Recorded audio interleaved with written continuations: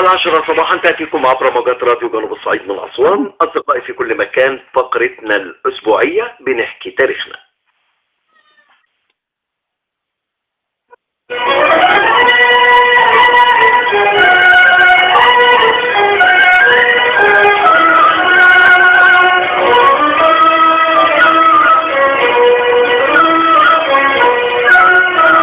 الأسبوعية بنحكي تاريخنا عبر موجات راديو جنوب الصعيد من أسوان، وبرنامج العاشرة صباحا هي فقرة معنية بنشر الوعي الأثري والتضامن مع حملة بنحكي تاريخنا اللي بيتبناها مجموعة من الشباب والمتطوعين على رأسهم وفي مقدمتهم طبعا مؤسس الحملة الأثري دكتور إسلام زغلول ومجموعة من الخبراء والمتخصصين في مجال التاريخ المصري القديم والآثار المصرية القديمة. سعيدنا أن يكون معنا ضيفا على الهواء دكتور إسلام زغلول الباحث الأثري. دكتور إسلام، أهلا بحضرتك معنا. اهلا بحضرتك يا استاذ محمد وبكل المصريين وبكل الناس في الدنيا يا رب، وصباح السعاده والتفاؤل. بداية يعني بهني حضراتكم وبهني نفسي وراديو جنوب الصعيد على نجاح فقرة تلقي التساؤلات والأسئلة والاستفسارات من الشباب والمستمعين والمتابعين معانا، مش بس داخل مصر لكن كمان حتى على مستوى بعض الدول العربية بيشاركونا في نشر الوعي الأثري حول الحضارة المصرية القديمة والتاريخ المصري القديم. شكرا يا استاذ محمد. وبالفعل يعني من جد وجد ومن زرع حصد، يعني طوال 9 سنوات احنا شغالين في بنحكي تاريخنا. يعني بدأنا في الحملة ديت وبدعم كبير جدا من هذه الإذاعة الكريمة إذاعة جنوب الصعيد. كنا بادئين واحنا يعني متهيألي يعني نمسك الخشب 3 شهود، يعني من 2015 متهيألي كل جمعة في موضوع شكل. متهيألي ده يعني شيء مهم جدا وشيء فريد جدا.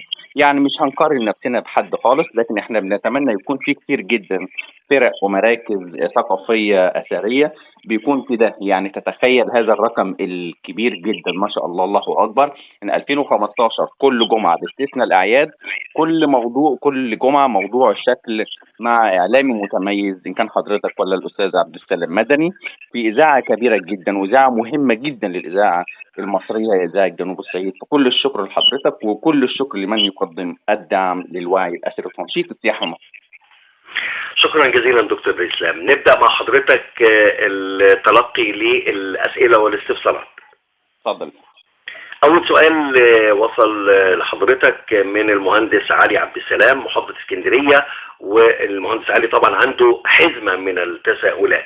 بيتكلم لماذا يطلق على الهرم الأكبر سر الأسرار، وماذا يوجد أسفل الهرم الأكبر؟ ده يعني السؤال اللي محير العالم كله.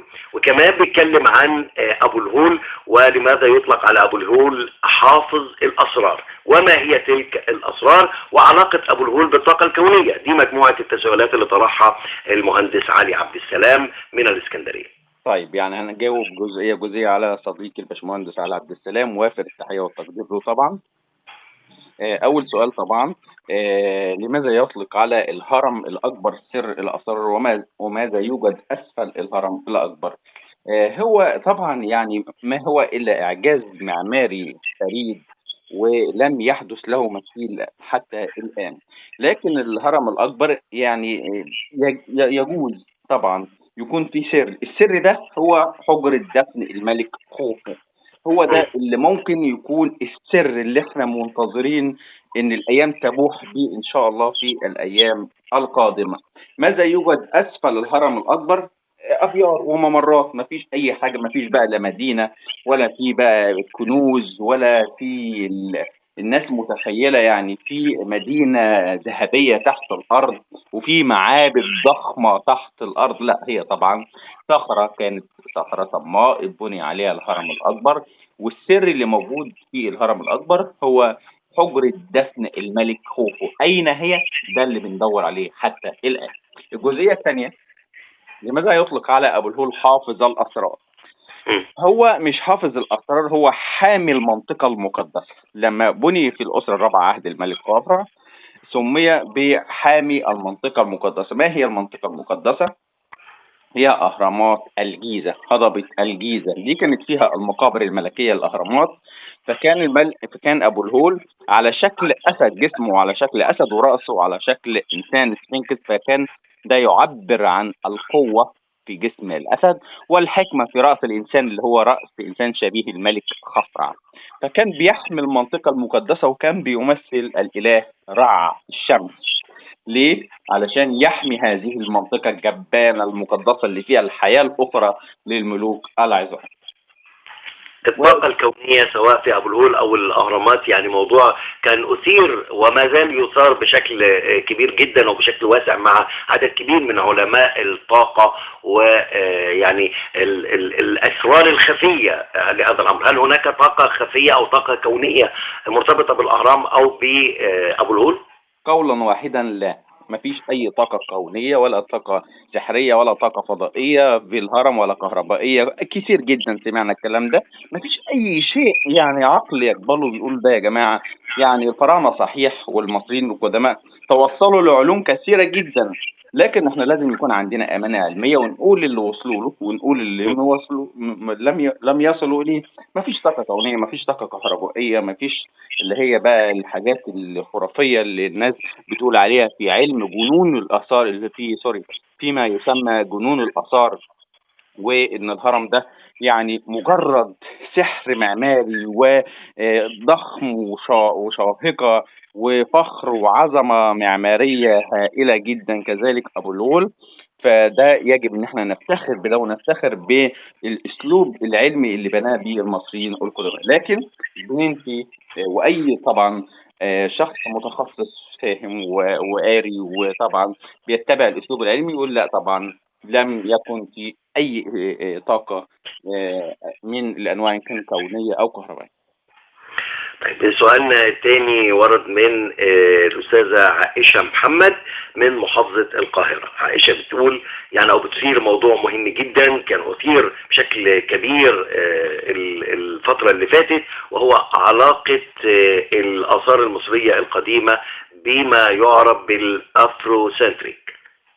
الافروسنتريك دي طبعا حكايه طويله وابتدعت مؤخرا، ان طبعا يعني بعض الاشخاص والناس اللي جاءوا من افريقيا، وطبعا بيتميزوا بسمره البشره والجميله اللي كلنا بنعتز بيها. لكن الجماعه الافارقه دول جم قالوا ان حضارات كثيره جدا بتنتمي لنا واحنا الاصلنا الافرو سنتري، اللي هم طبعا ذو البشره السوداء في القاره الافريقيه في وسط.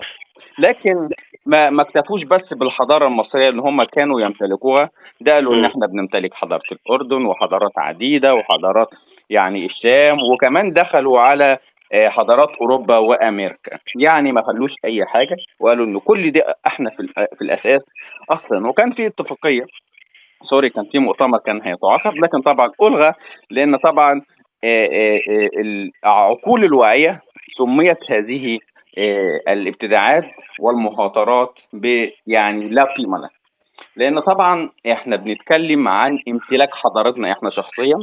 كل حضارة الافروسنتريك قالت ان احنا نمتلكها يقدروا يدافعوا عن نفسهم كويس، لكن احنا كابناء الحضاره المصريه القديمه احنا نقدر ندافع فيما يخص حضارتنا. نقول ان الحضاره المصريه دي حضاره بنيت بالعرق والجهد المصري الخالص. مصريين قدماء جدي وجدك يا استاذ محمد هم اللي بنوا البلد دي، هم اللي بنوا الحضاره دي. يعني ده لا أزيد أبدا على الحضارة المصرية القديمة، لكن أنا أقول وأقر بما هو مكتوب عبر الجدران وعبر البرديات والجداريات.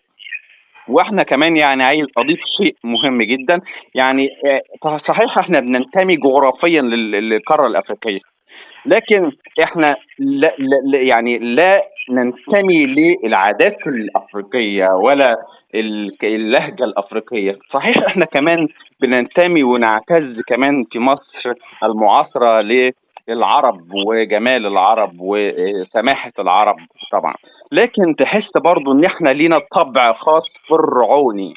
لكن بنقول دايما ان مصر صحيح ممكن طبعا عربيه وكمان افريقيه جغرافيا، لكن في الاصل بالتاني اكرر، لكن في الاصل هي فرعونية.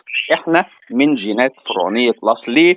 تنزل طبعا بقى يعني شمال الدلتا طبعا يعني ناس جمال وعلى راسنا وكل شيء، لكن تنزل بقى صعيد مصر الجميل، تبص في وجوه الجميلة والنضرة في أي رجل أو أي ست، تلاقي إن ده كان جدي المصري القديم، في ملامح من المصري القديم العظيم، في ملامح الجدية وملامح التشابه الجميلة في مصر القديم.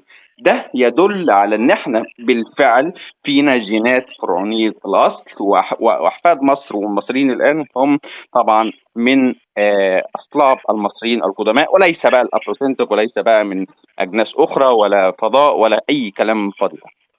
شكرا يا استاذ عايش. واكد على كلام حضرتك كمان ان هناك مدارس علميه بتؤكد انه اصل الحضاره العالميه هي كانت مصر، يعني البدايه حول العالم، نقطه البدايه والانطلاق للعالم كانت في مصر. دي مدرسه بتؤكد هذه النظريه، واحنا كمصريين بننتمي لكله، بننتمي للقاره الافريقيه، وبننتمي للمنطقه العربيه، وبننتمي كمان لمنطقه حوض البحر الابيض المتوسط. احنا بتوع الكل واحنا ملك الكل، والحضاره المصريه القديمه هي حضاره العالم كله، والمصريين جزء من هذا العالم. ولكن زي ما حضرتك قلت، نحن لنا خصوصية، لنا تميز وتفرد لا يمكن ان يشبهنا احد، ولا احنا كمان بنشبه احد. شكرا يا استاذ محمد. روح معاك لسؤال وارد من الأستاذ عاجل عبود من العراق. يا أهلا بيك يا أستاذ عاجل. أستاذ عاجل، هيرجعنا تاني للأهرامات يا دكتور إسلام، وما هي الغاية من بناء الأهرامات والأدوات التي تم استخدامها في عملية البناء، وكمان بيتكلم عن تاريخ بناء الأهرامات. يعني دايما بنقول ان الحكي عن الاهرامات شيء مهم جدا ومثير جدا، ولا ينتهي ولا نيأس منه على الاطلاق، لان السؤال بينبثق منه عشرات الاسئله. يعني تخيل لما كثير جدا من الاشخاص يسالوا سؤال عن الهرم، وكل سؤال بيختلف عن الاخر في اجابته. يعني ربما ده يدينا اشاره يا استاذ محمد ان طبعا يعني في ما زال في يعني اسرار كثيره جدا. احنا بنتكلم على الاهرام المصريه وليس الهرم الاكبر فحسب يعني، لكن مهم جدا ان احنا نقول ان الهرم الاكبر زي ما طبعا قال استاذنا من دوله العراق الشهيره، وطبعا ده الاستاذ عاجل حمزه عبود بيقول طبعا ما الغايه من بناء الاهرامات. الغايه من بناء الاهرامات هو دفن الملك، وده راي علمي يا استاذ عبود، ان اللي بيقول ان الهرم اتبنى علشان مومياء الملك تدخل في الهرم، علشان اعتقد الملك واعتقد المصريين القدماء اللي من خلال هذا الهرم هيصعد الملك للسماء اي للجنه ويقابل اوزوريس في العالم الاخر، يعني هيحيا ابدا. فاللي بنى الهرم مع الملك، اللي حط طوبه مع الملك، اللي شارك مع الملك، هيصطحبوا معاه في السماء في شفاعه الهيه حسب عقيده المصري القديم. اذا الغرض من بناء الأهرام هو دفن مومياء الملك، وكي يكون ممر له من الحياة الدنيا إلى الحياة الأخرى ليصعد إلى السماء. لأن كمان بدليل أن عمل باب الهرم أو فتحة الهرم تواجه نجم الشعرة اليمنية في السماء اللي بيسكنه الأرواح الخيرة والآلهة، ده حسب عقيدة المصري القديم. فلما الملك يستيقظ هيقوم من خلال هذا المدخل ليصعد إلى السماء، يواجه نجم الشعرة اليمنية ويصعد ويعيش مع الآلهة والأرواح الخيرة. السؤال الثاني الأدوات. الأدوات مهمة جدا طبعا. السؤال ده ذكي جدا. يعني الناس تقول لي يعني فين الهرم الكبير ده؟ أين الادوات بتاعته؟ يعني ازاي بقى؟ يعني هل ده سحر؟ هل ده عناء؟ هل ده تفكير؟ هل في تكنولوجيا؟ لكن لما حضرتك كنت في الهرم معايا شفت دقة تقطيع الهرم بزاوية الأحجار بزاوية 90 درجة، وازاي الهرم يعني جاي بزاوية ميل يعني 52 من 51 52 واحد ثانية. ونشوف ازاي الاعجاز الجميل اللي كان في تقطيع الاحجار. والحجر بيزن يعني من نص طن الى 2.5 طن الاحجار العاديه، وحجره الدفن 15 طن حجره الدفن، غطاء حجره الدفن. واحنا بنقول ان الادوات دي كانت ادوات بسيطه، ادوات من نحاس، ادوات عباره عن ازاميل وشواكيش، و يعني كانت عباره عن ادوات يعني بسيطة جدا وحادة ومعدنية بيقام بها، لكن كان أيضا بتستخدم الأخشاب، إن كان طبعا حشر الأخشاب ما بين شقوق الأحجار، وطبعا تلخيخها أو وضع فيها المياه فالخشب يتمدد فالحجر ينفك، أو طبعا بطريقة سهلة تكسير الحجارة، لأن طبعا بيبقى فيه فريق تقطيع الحجارة من المحاجر يا أستاذ محمد، ثم فريق آخر لتهذيب الحجارة، ثم فريق آخر تنعيم الحجارة، ثم فريق آخر بناء الحجارة. وطبعا يعني في فرق وتنظيم عمل كثيرة جدا يا أستاذ عبود في هذا الأمر، وإحنا إن شاء الله هنكون لنا حلقات خاصة عن الأهرامات، وطبعا كان بيستخدمها حرفيين على أعلى مستوى. والتاريخ هو بيتكلم كمان عن تاريخ بناء الأهرامات. يعني عايز اقول ان طبعا ان الاهرامات المصريه بدات تتبني في بدايه الاسره الثالثه عهد الملك زوسر، واستمر طبعا كثيرا جدا طبعا في سقاره طبعا الهرم الملك زوسر، واحنا بنتكلم هنا يعني في تاريخ ما بين يعني 2686 قبل الميلاد الى 2181 قبل الميلاد، دي عهد الدوله القديم. لكن الاهرامات المصريه طبعا بنيت ايضا كمان في عهد الدوله الوسطى اللي هي الاسره 11 و12. كما تعلم طبعا يا استاذ عبود ان الاسر المصريه 30 اسره وقسمت لعصور، عصر بدايه الاسرات 1 و2، ثم عصر الدوله القديمه اللي بنيت فيها الاهرام، او تسمى يا استاذ عاجل بتسمى عصر بناء الاهرام. لماذا؟ لبناء كثره الاهرام المصريه فيها وليس كل، لان طبعا استكمل بعد ذلك الاهرام. واوعى تفكر يا استاذ عبود بنعمل لك دعوه جميله للسياحه من لك ولكل عراقي كريم ولكل عربي ولكل انسان في الدنيا يجي يزور اهرامات مصر كلها اللي حضراتكم مفكرينها 3 أو 4، لا هي في 838 هرم موزعين ما بين الجيزه ودهشور وطبعا الفيوم وبني سويف ويعني ابو سير واماكن عديده جدا، 138 هرم في مصر. فدعوه كريمه لحضرتك ولكل الاخوه العراقيين الكرام وكل العرب لزياره الاهرام المصري. وطبعا اخيرا بنتوجه بخالص الشكر للاستاذ عاجل حمزه عبود من العراق مره اخرى على مشاركته معانا، وناكد له كمان انه يعني حضاره العراق هي حضاره من الحضارات القويه والعريقه والكبيره والعظيمه عبر التاريخ، ولا تقل اهميه ايضا عن الحضاره المصريه القديمه. فتحيه لدوله العراق الشقيق وتحيه لصديقنا الاستاذ عاجل، ونتمنى يكون معانا في تساؤلات واطروحات وايضا استفسارات اخرى في حلقات قادمه باذن الله. نروح مع حضرتك دكتور اسلام للاستاذ محمد رأفت من القاهره. استاذ محمد رأفت بيتساءل عن الحضارات القديمة، أين كانت الحضارات القديمة، وما هو تأثير الزمن على الحضارات القديمة، وكيف كان العمل، وكيف كانت الحرب، وما هو السحر في الحضارات القديمة. يعني نقسم كده، نبدأ مع حضرتك الحضارات القديمة هي إيه وأين كانت هذه الحضارات؟ طبعا في حضارات الشرق الأدنى القديم اللي هي طبعا تخصنا وتخص طبعا بلاد سوريا والعراق وغيره، وطبعا في حضارات أخرى وهي حضارات الغرب، وشفنا بقى يعني الحضارات الأوروبية زي الحضارة اليونانية زي الحضارة الرومانية وغيرها من الحضارات العظيمة طبعا طبعا لا تقل أبدا حضارة عن أختها.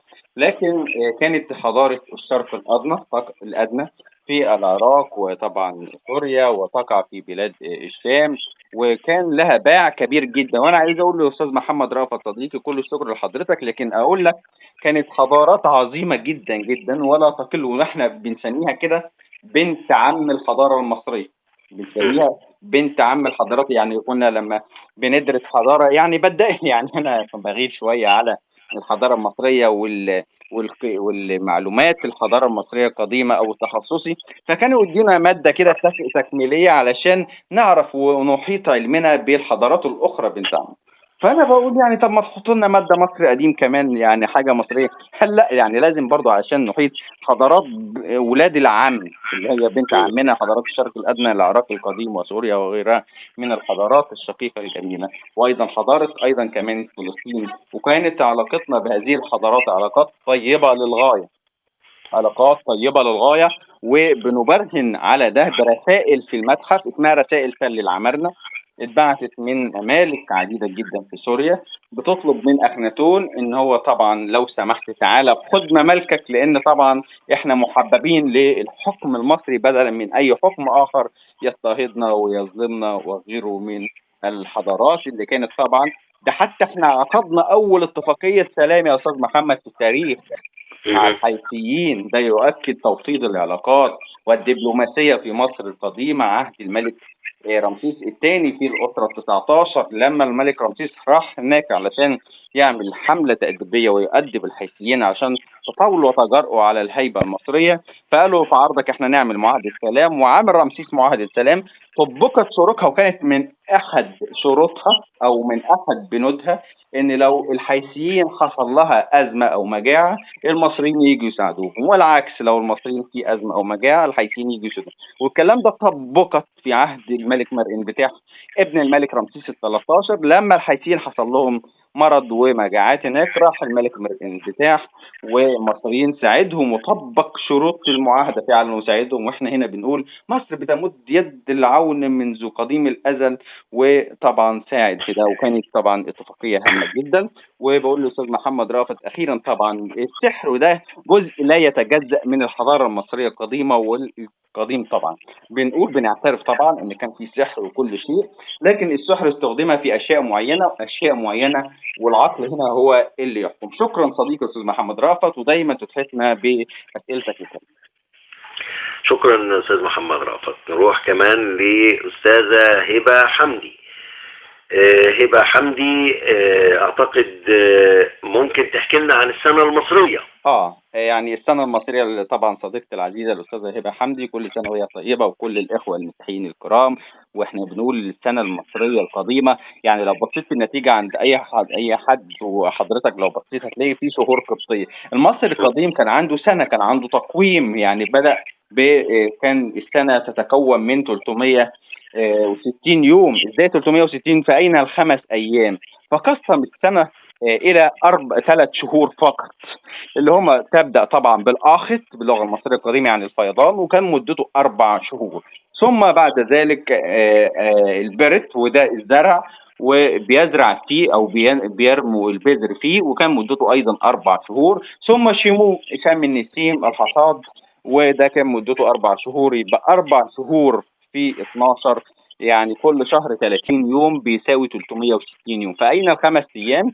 لو بصيت بقى عند حضرتك في النتيجة في الشهور القبطية الجميلة هتلاقي في 13 شهر 12 30، وشهر وحيد 13 ده مدته 5 أيام اسمهم 5 أيام النسيء، أو إحنا بنقول عليهم دلوقتي النسي. فالنسيء دي طبعا كانت اسمها النسيء يعني المنسيين، وكان دول تمثل الخمس أيام مولد الأرباب الخمسة في بداية خلق الكون حسب عقيدة المصري القديم، اللي هم أوزوريس وإيزيس وست ونفتيس وحورس. وقسم السنة ببراعة شديدة جدا، وعرف دورة الشمس، وكان ده طبعا تقويم الشمس. شكرا جزيلا أستاذة هبة. طيب، سؤال من الأستاذ سيد سعد من القاهرة. أستاذ سيد سعد بيسأل عن خرطوش توت عنخ آمون اللي موجود على التابوت ده، مكتوب العنخ مقدمة، وبيتهيألي إن الموضوع ده ما اتكررش غير في الخرطوش ده فقط. لا طبعا، يعني هو بس يعني لو شفنا ان حضرتك موجود على اي خرطوش لازم يتباركوا بالعنخ، والعنخ هنا بيمثل الحياة والجدية، وطبعا يعني التمني بطول الحياة، والتمني دايما ان احنا بنتكلم عن الحياة السعيدة، يقول لك يديك طولة العمر. ده جاية من مصر القديمة.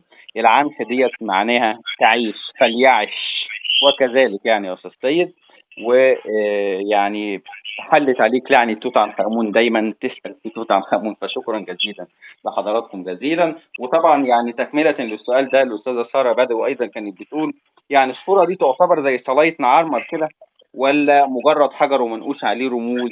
طبعا لا، يعني دي طبعا ده تقصد الإله تحوت، اللي هو طبعا اللي هو إله الحكمة عند المصري القديم وإله الكتابة يا أستاذ سارة. فالمصري القديم يعني ده يدينا إشارة إن أول ناس في الدنيا يعني بتعرف الكتابة والناس بتعرف الحكمة كان هو المصري القديم، وكان رمز له للإله تحوت.